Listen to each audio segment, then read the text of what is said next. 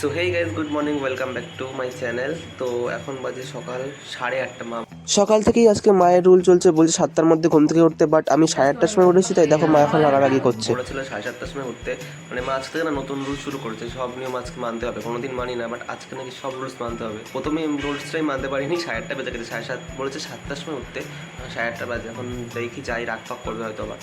তো চলো এখন উঠে ব্রাশ টাশ করবো, না কাজটা আছে। দেখো মাসের বসে এখন এটা আরও কিচ্ছু করিনি এখনো।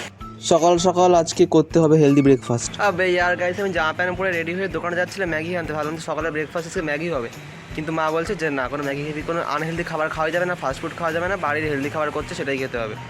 আবে ইয়ার এটা কী ধরনের নিয়ম? এই রান্না করছি এখানে এটা আছে বরবটি, এদিকে মাছ ফুটে রেখেছি, তেলাপিয়া মাছ, তেলাপিয়া মাছ দিয়ে কলা দিয়ে আলু দিয়ে ঝোল, আর একটু ইয়ে করবো ভাবছি। এখানে আবার একটু ঘুরতে যাবো। হ্যাঁ, কালকে একটু ভাইয়ের শ্বশুর বাড়ি যাচ্ছি, দেখতেই পাবেন আপনারা পরের ভিডিওয়ে। মা বলছিল বাড়ির কাজে একটু আমাকে হেল্প করার জন্য, বাট আমি তো কিছুই পারি না। তাই ভাবছি না, ঘরটা একটু ঝাঁটই দিয়ে দেই। দেখতে পাচ্ছ এখন বাজে হচ্ছে দুপুর প্রায় 1:15। আর এখন দেখো মা আমাকে বসিয়ে দিয়েছে পড়ার জন্য। কি অবস্থা ভাই, মানে এখন এই সময় আমি ফোন টোন দেখি, একটু চান টান করবো, ফোন দেখবো, তারপরে বাট বলছে না তুমি পড়াশোনা করো, তারপরে চান করো, তারপরে খেয়ে দিয়ে ঘুমাও। এটা কি ভাই, এত রুলস মানা যায় কখনো? এখন নাকি আমাকে বই পড়তে হবে লিটারেলি। এখন পুজো তো শেষ হয়ে গেছে, এখন কালী পুজো আসছে, একটু পরে এই সময় একটা মাসের মতো ছুটি দেওয়া উচিত। কি গাইস পড়বো এখন কিছুই বুঝতে পারছি না আমি। আমার পড়া মানে শুধু খাতায় পড়া, কারণ বই তো আমি পড়ি না। খাতায় যা নোট থাকে সেগুলোই পড়ি। আশা করি তোমরা তাই করো, সবাই তাই করে এখন, নোটই পড়ে, বই তো কেউ পড়েই না। এক্ষুনি জাস্ট মা এসেছিল, আমি না ফোনে আমি ভিডিও করছি, মা ভাবছে মানে ফোন দেখছি। তুই ফোন নিয়ে কী করছিস, ফোনটা কাকে নাকি? আমি বলেছি আমি স্টাডি ব্লগ করছি।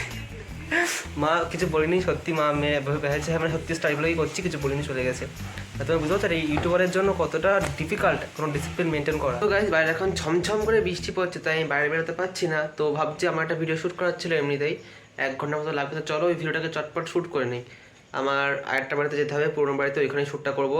লাইটিং ফাইটিং রেডি করে এসেছি অলরেডি। তো চলো ওইটাকে শ্যুট করে নিই, তারপরে আবার ব্লগ কন্টিনিউ। ভাই আর বৃষ্টি দেখো আরও জোরে পড়তে শুরু করে দিয়েছে।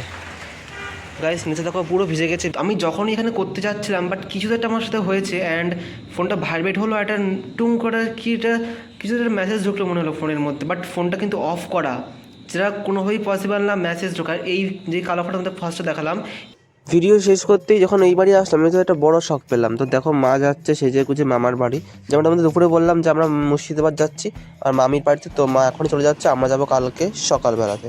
তো মা তো গাইস চলে গেছি, গুছিয়ে গিয়েছে মামার বাড়িতে, কারণ কালকে সকালে আমরা ভোর 4টের সময় উঠতে হবে, 5টার সময় ট্রেন, আমরা যাচ্ছি মুর্শিদাবাদে। অ্যান্ড বাড়িতে আমি, দিদির বাবা রয়েছি, আমরা সকাল থেকে এখানে যাবো। মা আগেটা চলে গেছে মামা বাড়ি। তো সবার যাওয়ার এখন ব্যাগটাকে গোছাতে হবে, কারণ কিচ্ছু করিনি আমি, সারাদিন ভিডিওতে ব্যস্ত ছিলাম। চলো আগে ব্যাগটা গুছিয়ে নিই।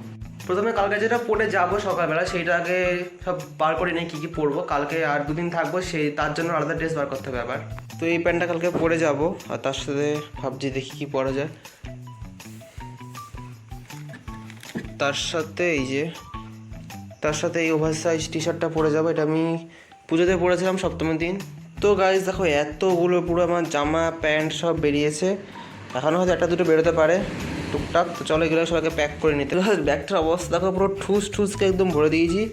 আর এই দুটো এখনও ভরিনি, এই দুটো যেহেতু সকালে পরে যাব, তো এই দুটো আমি বাইরেই থাক। আর চলো ব্যাগ তো প্যাক হয়ে গেছে মোটামুটি। ফোনের চার্জার, ওয়াচ, হ্যান্ড ওয়াশ, তারপরে আরও টুকটাক কিছু লাগলে সেগুলো পরে আবার ভেবে চিন্তে নেবো। মেইন জামা কাপড় সেগুলো সব প্যাক হয়ে গেছে। তো গাইস মা যেহেতু নেই, এখন আমাকে না এগুলো গরম করতে হবে। এটা বাবার জন্য আছে মাছের ঝোল।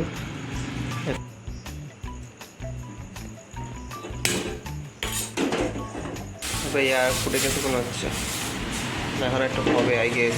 তো আমার হাতে ডিনার রেডি, আমি শুধু গরম করলাম। আর হ্যাঁ, আজকের ব্লগটা আমি এখানে শেষ করছি। ব্লগটা কেমন লাগলো অবশ্যই কমেন্ট করে দেখা হচ্ছে নেক্সট ব্লগে। ততক্ষণের জন্য বাই।